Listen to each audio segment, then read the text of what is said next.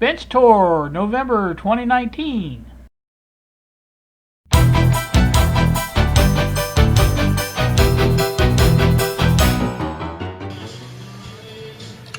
Well, good afternoon, YouTube, here on a Saturday, a rainy Saturday, as a matter of fact. I have the pleasure of coming to you today from the workbench. Let me turn this radio down.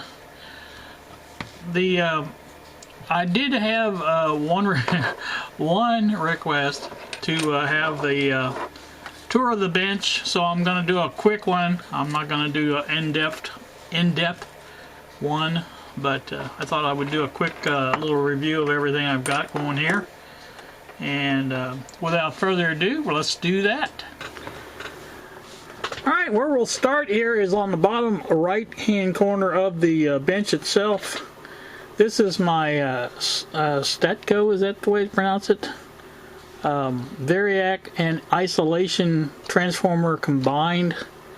I can't, there's the model number of the 3PNJ401. You can look that up if you want, but that's what that is.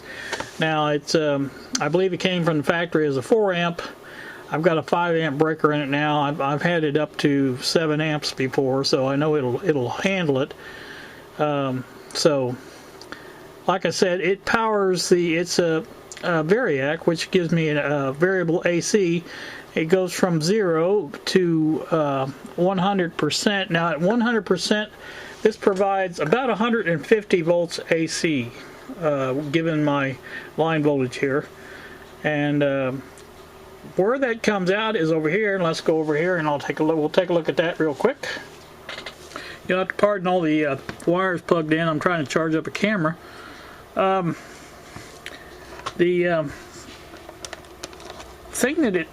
output for the variable AC, and you can see it says AC volts at the top there, up here, and a variable output here. This is amps down at the bottom, volts at the top. This one right here is the output for that, and these two binding posts give you the variable output. And like I said, I can get 0 to 150 volts AC right there. Now also on this, and you couldn't see it, I can't get back here to show it to you, but behind that variable output, or Variac, is a standard isolation transformer. And it comes out here, and I get I can't remember, a couple of amps I think out of it. I'm not really sure, but it's not as much as the top one. But this is for, you know, if I'm working on something and I don't need the Variac, I can go ahead and use this for my isolation. And so you see right there, it says line isolated outputs on both of those. So also, let me get some of this out of the way here so I can get over here to see this. This is my double DC power supply here. This is hooked up to the Variac output. It has a wire running to this top post on it, and I can use this to give me a variable DC output here. I have two. This is a higher current version here, and it goes up to around 200 volts DC. This is a lower current version here, which is on a doubler, and I get I think close to 500 volts, maybe even a little bit higher than 500, maybe closer to 600, but it's a good bit out of this side. So I've got the your binding post here on both of them, and there's your, you can go either way on that. So, and this size is fused because I just wanted something over here on this side case because it's a higher voltage. So that's that. So now let's go up above here a little bit and we'll show you what else is up here. Alright, this thing with all the blinking lights here is my bench amp. Now this particular amplifier, in addition to FM radio, it has other functions as well. It has a line input. And to get that line input, we can go under here. We have connection points under here. Bench amp output is here. These two RCA jacks here. Input is over here on this side. If I need to test something that needs an input, a line level input, I can put these here, set this to line, and whatever I feed in here will come out on these speakers. Now I can also use these test speakers, which I've got over here. I can unplug these and just use the speakers with that. So like I said, that's pretty good. And I like the way this works because you can use it with the, it's got a USB, it's got a memory card slot, and I can play music through it. Like I said, I can do Bluetooth. I forgot about that. You can even do Bluetooth with it. And so it works out pretty good, and I'm happy with that. So there's the radio. So that's that. Now that's it for that one. Let's go on to the next. Now over here at the extreme right we have a dual trace oscilloscope. This is a B&K 2160. It is 60 megahertz, like I said, dual trace. And I picked this up on eBay some time ago, and it seemed to work very well, and I'm happy with that. I don't use it a lot. I'm not a big scope user, but I do have it in case I do need it, and I have some waveforms on it every now and then, so that's pretty good. Going up one level,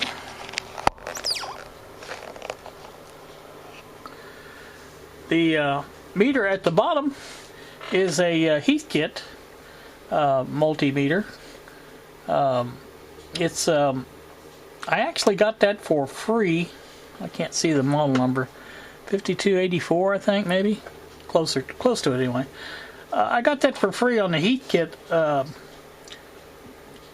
mailing list. Somebody was giving it away, and the reason I wanted it was for this meter here.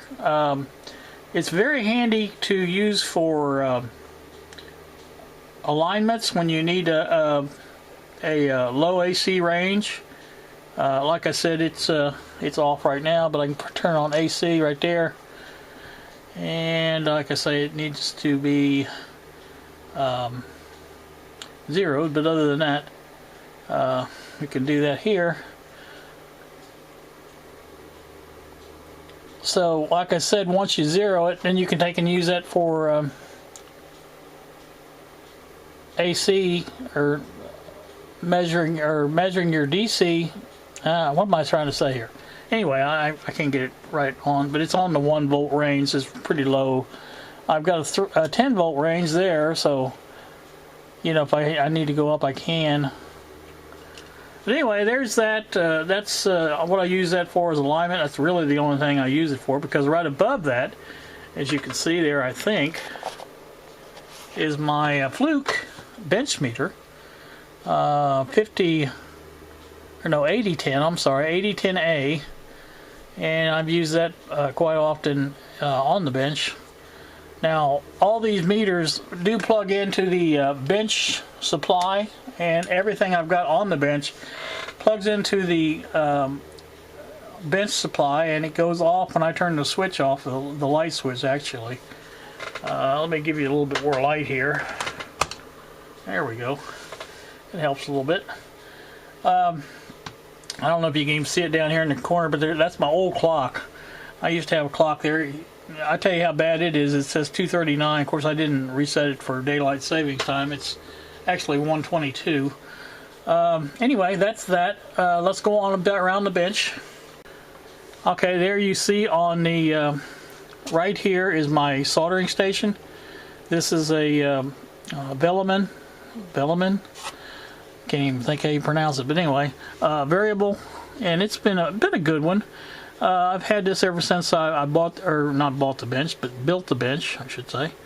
And like I said, that's it works out rather well there, because like I said, it comes out underneath the scope, and I can get to anything I want to on the bench, as long as I keep it clean over here. This here is my dim bulb. Now, right now, the bottom bulb is screwed out, and the only one that's on is the top one. It is in conjunction with some other things around the bench here. If I go around it, I'll show you. Okay, there's my kilowatt EZ. I hook that into, I can hook this up to several different sources. I can hook it up to the variable output, and I can use the dim bulb tester. Now I've got my signal tracer there in front of it, but here you have the dim bulb tester here. It's in dim position right now, or you can switch it to bypass where it bypasses the bulbs. This is your device under test, plugs in here, and like I said, whatever that is plugged into goes through this, and I get a voltage reading out of that, whether it's on the standard AC coming out of the wall, or if I go through the variable. So that works out really nice. I like that. You can probably see this. This was a gift. What I'm using for my camera mount right now. Ron C. sent me that from Florida, and I do appreciate that. That's been a very handy addition to my bench. So, you know, that's that. Let me go up here and just pan real quick on the tools.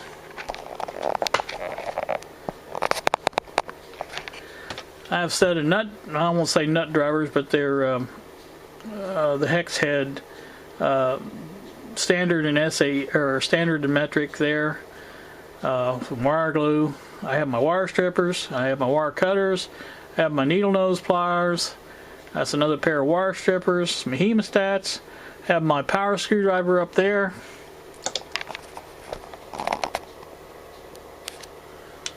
I have my picks here. That was another gift from Stan, TOAG, the Open Air Garage. Sent those along, I do believe, if I recall correctly. I bought this some time ago, a circuit board holder. This has been a very good addition to the bench. It works well. My screwdriver selection right there. You can see all those there, and I have a nut driver there, not a nut driver, but a hex head driver right there that I can use with, there's some hex head screws on top of the radio. And to the left of that is a adjustable wrench, a pair of scissors, a utility knife, a couple rolls of wire up there, if we look up a little bit, and some odds and end tools over on the end. Eventually, and let's see what else is on the end here. These are my nut drivers here. My standard nut drivers. I have a set of metric set nut drivers that are going to go alongside here if I ever get the other one finished. That's my step bit there, and that's about it for the bench itself. So now you saw the equipment on the other side. Let's take a look on the left side and see what we have over here. Alright, first up is the audio generator. Now I got this on eBay some time ago. I cleaned the controls. That's really about all I've done to it. It works just fine. Model 377 ICO, and it does provide audio frequencies if I need those, and it works well, like I said. Next to it, you can barely see it there, is my Heathkit digital frequency counter. I am 2410. I believe it goes up to 225 megahertz, it looks like. And it's been a good one. Like I said, the only thing I've really done to this is the faceplate came loose on it when well actually, since I bought it, it was loose. And I took some contact cement and got that all fixed up, and now it's working perfectly. And I'm very happy with that. And like I said, that's just a good addition to the bench, because you need to use that to work with the thing that's below it, which is my also B&K. Let's see where the number is. Can't never think of it. Oh, model P200, no, E200D. It's solid state generator, audio or RF generator.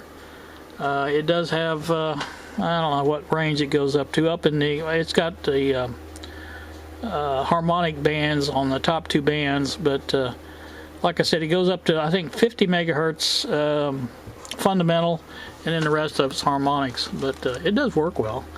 It has the meter here for a modulation, or you can switch it over to carrier. If I could, there, switch it. That would give you your percentage of your voltage or whatever for carrier, and so that's good. It works rather well. It does have a audio out too. You can do that, or you can provide I think it's 1,000 hertz or 400 hertz out, or you can provide your own external modulation, plug it in here and use that to modulate your RF coming out. So that, like I say, those two in conjunction, you know, use that for alignment. So that's about it on that. On the top shelf there, and I didn't show you before, but there's just some odds and ends. I've got some heat shrink tubing, got some drills up there, just a lot of different odds and ends. So let's continue on around here. Up here is my clip lead collection right here now, and these are not all my clip leads, but these are the ones I use mostly. Next to it is a bench or a shelf that I built to hold some chemicals and stuff like that, and that's just something I wanted because I was missing something close by to that that noise you hear is my antenna. I've yet to get my antenna mounted like I need to. Let me go down below that one more tier.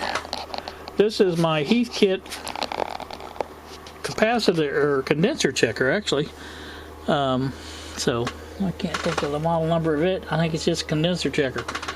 It probably does have a model number, but I rebuilt this on a video once, and it's got all new capacitors and everything into it, and it's all working really good. I don't use it much as I thought I would when I bought it, and but it's here if I do, you know, need to use it. Like I said, it works great. iTube works good and stuff like that, so that's nice. Now, whenever I get it done, this is going to be my signal tracer. This is the one we're building to sell, our BD Electronic Kits company, Bob and I. Bob Gibbons, that is.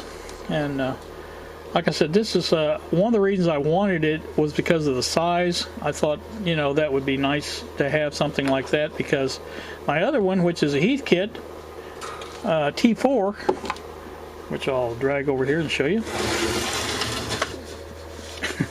You can see it's a little bit bigger, but it works well. I did a video on it. This is one of the first pieces of test equipment that I bought.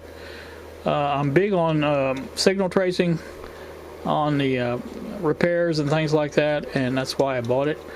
It needed the filter caps on it, and I think I replaced a couple other caps in it and checked it all out. It's working really good, and I've got the probe. I did mount a BNC connector for the probe because I didn't like the attached probe on it, and it's around here somewhere. Yeah, here it is. So there's your the AF and RF was rubbed off, so I put that on there, and like I said, it connects via the BNC, if I could do it like that, and it's all ready to go. It's got its ground. Now I had to repair the ground not too long ago, so but I've got it all done, and it works well.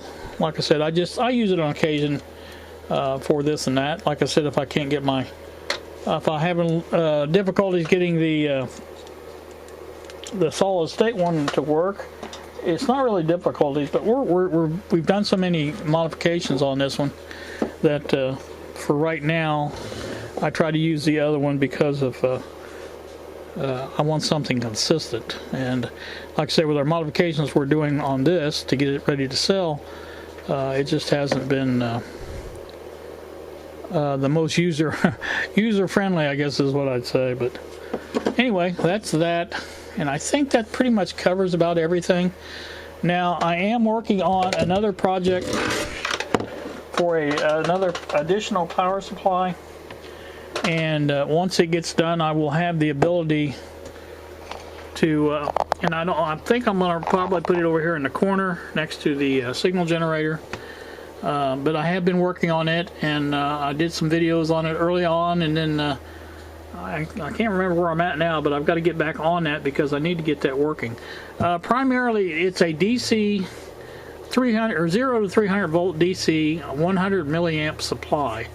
I wanted something that would give me enough voltage out that I can work on tube sets and work on stages of tube sets and have it available if I need to troubleshoot a certain, like say the audio section. I can just power up the audio section, make sure it's working, or the RF section, you know, just power up maybe 1 or 2 tubes, and that should work out really well for that. And see, I was using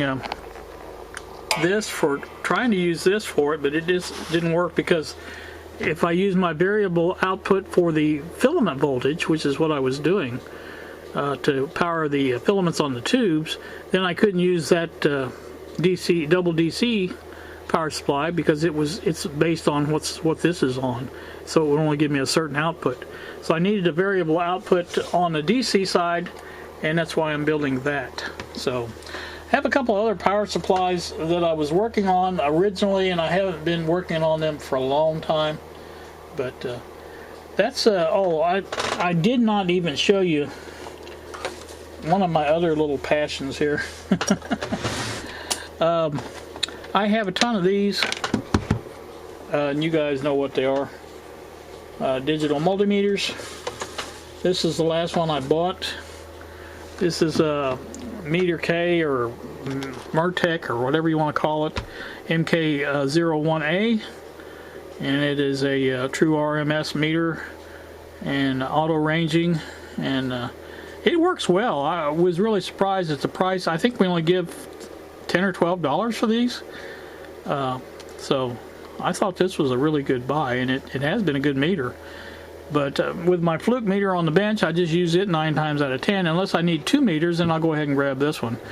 Now, I do have other meters as well. I bought this one some time ago. This is a clamp type meter, and I always wanted one of those. I primarily used it with my car and things like that, but it does AC and DC. So it's been a good addition to the bench as well.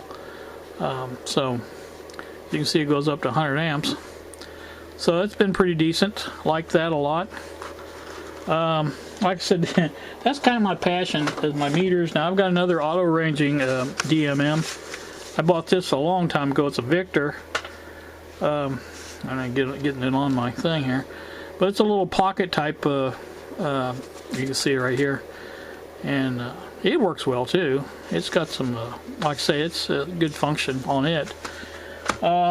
This is the meter here that I bought along the same time I bought my soldering station. This is a Velleman meter also. It's a not auto ranging, but it's been a good meter, and it works well.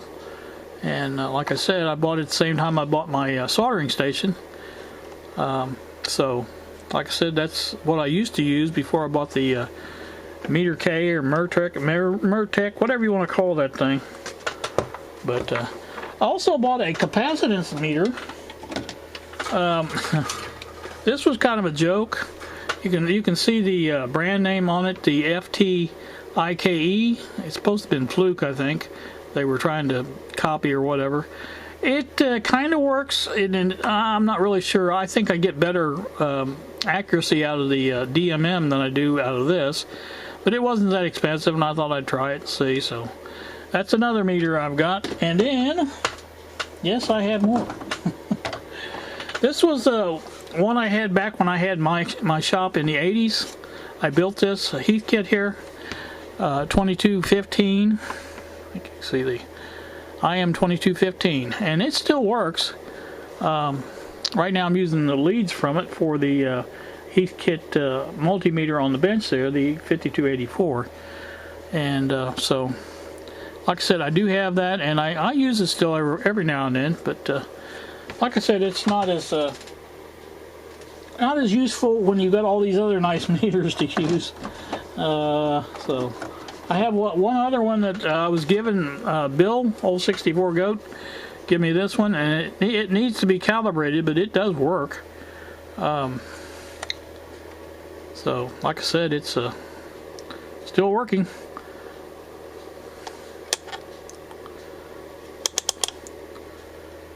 So, like I said, it just needs calibration.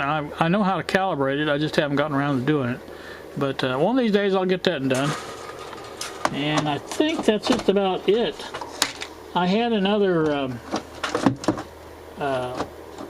VTVM, yes, VTVM that I've got that I was working on as well. It's a Heath kit, and I was rebuilding it, and I haven't got it done yet. In fact, I've got two of them, but I was only rebuilding one of them. So that's another piece of equipment that I do have if I ever needed it. But I figure with all I've got here, I think I've got enough to pretty much take care of anything that comes up. That Heath kit, the only thing I was going to use the VTVM for was for the RF alignments, so I could measure the RF or the output to align radios and things. And I think with the Heath kit now that I have, I think that'll work just fine. So that's what I'm going to do. And I think that just about does it.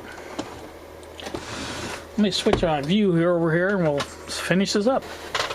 All right, like I said, that's going to do my little bench tour, I guess is what it would be called. That pretty much covers about everything I've got here on the bench to work with. If I come up with something else that I forgot, I'll bring it up, but I think that's about it. You know, other than the items that I'm working on, I mentioned the power supply and that's about it. But I think the one thing I did not show is my tube tester, and it's under a bunch of stuff. I have a Knight, it's not the 600, but it's the predecessor to the 600, and it tests the, uses the same test procedure, same booklet, same everything. It's actually a 600 before they were known as 600. But I've got one of those over here, and it worked well. I got that for Christmas as a Christmas present a couple years ago, and I love it. So I do have that as well. But like I said, I don't use it that often, and that bench is, well, it's slated for renewal. As far as I'm going to do some redoing over there. Like I said, that's about it. Oh, now I did mention this, but this is my magnification lamp, which I use on the bench here, and it's been indispensable. My son gave me this years ago, and I always wanted to use it, never did have a place to do it. Now I do.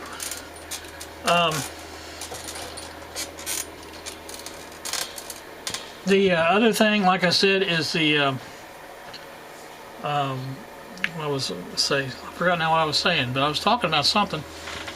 The bench itself, I did a whole.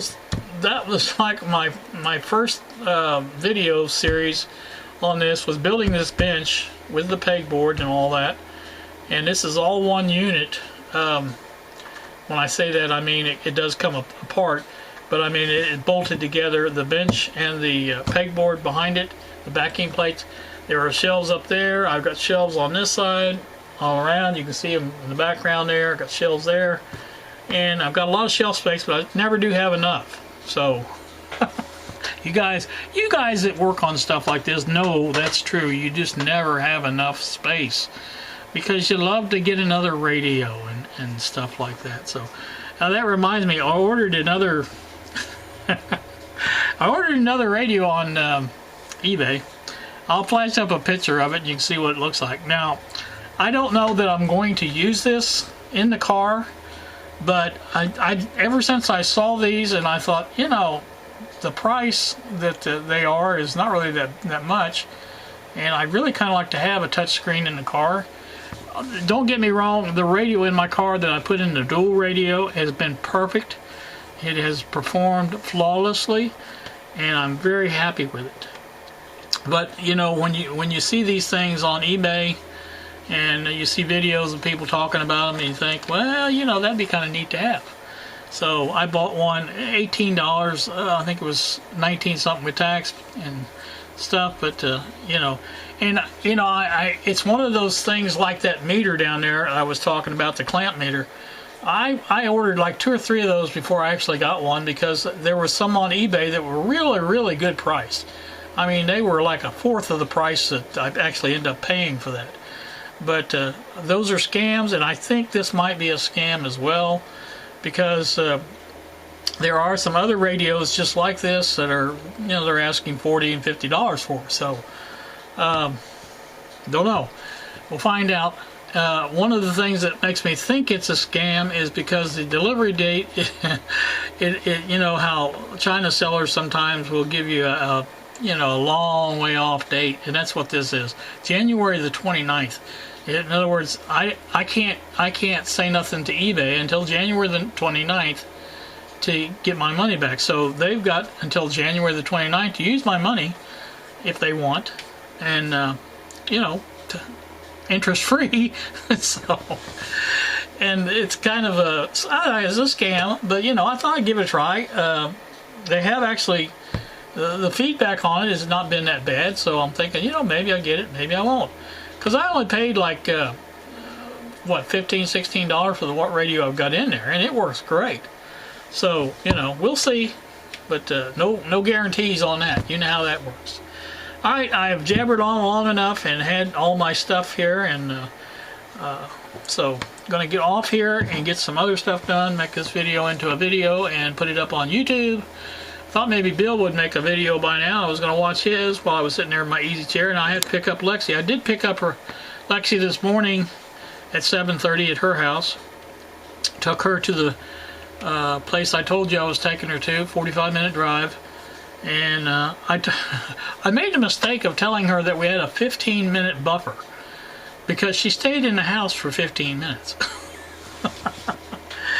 So I was beginning to get a little worried. I went ahead and turned the car around, was ready to go, and finally she came out, and so I hurried back. I got her back to town 10 minutes before she was due to get to work, so, you know, it worked out. But like I said, I probably shouldn't have said anything about having that extra time. But like I said, she got there, but I have to pick her up now. She gets off at 5. I'll pick her up from work and take her back out to the same place, pick up the baby, and then take her home. And I think I'm going to stop by on my way back into town, or actually once I get back into town, and get me something to eat, because I'm not going to feel like fixing something to eat when I come home. So that's that. All right, you guys have a wonderful day. It's 1:47 now in the afternoon. Thank you so much for watching, and we will see you.